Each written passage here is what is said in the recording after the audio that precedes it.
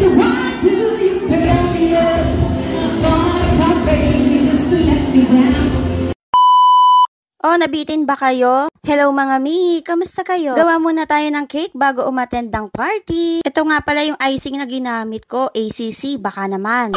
Kitang-kita nyo naman, diba? Hindi ko na kailangang magsalita. Napakaganda ng ating icing. At nag-start na nga ako ditong gumawa ng cake. Ang order nga pala sa akin ni client ay moist chocolate cake. Ang size ng cake niya is 7x4. Ang team nga pala ng cake na gagawin ko ay flower bouquet. Ang nagpagawa nga pala ng cake na to ay repeat client. Thank you sa'yo, Ma'am Jelaine. At nag-start na nga ako dito mag-crumb coat ng cake. Siyempre, ni-chill ko muna ito sa chiller bago ako mag-start mag-coat. Ito nga pala yung mga food colors na ginamit ko. Rust kasi yung color na pinapagaya ni client. So, combination siya ng orange, red, and brown. So, tansya-tansya lang tayo mga mi hanggang sa ma-achieve natin yung desired color. Siyempre, kailangan din natin ito i-rest bago natin gamitin. At ito na nga, mukhang na-achieve ko na siya. Need lang natin siya i-rest. At kinuha ko na nga yung cake sa chiller and then nag-frost na ako ng cake. So, ang color ng body ng cake is color white. And nagpapakinis na nga ako nitong cake. Napakaganda nga talaga gamitin ng ACC. Totoo nga ang chismis. At buti na lang meron tayong plastic scraper. Napakaganda talaga nitong gamitin. And then, nandito na tayo sa pagde-design ng cake. Gumamit nga pala ako ng mga piping tips dyan. Ito nga pala yung pinagagaya sa akin ni client, yung photo inspiration. So, pinabago lang niya yung color ng flowers. Sa totoo lang ay hindi talaga ako gaano kagaling gumawa ng mga gantong bagay. Mabilis lang talaga siya sa video pero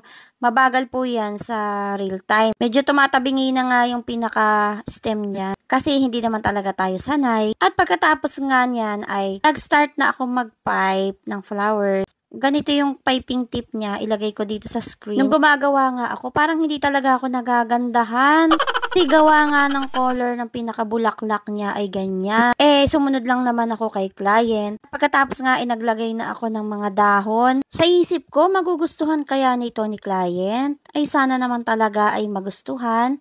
At medyo nagkamali pa nga ako dyan sa dahon at inulit ko nga iyan. Nag-start na rin ako maglagay ng pinaka-pipe sa bottom ng cake. Kasi nga, based sa inspiration, merong border yung cake.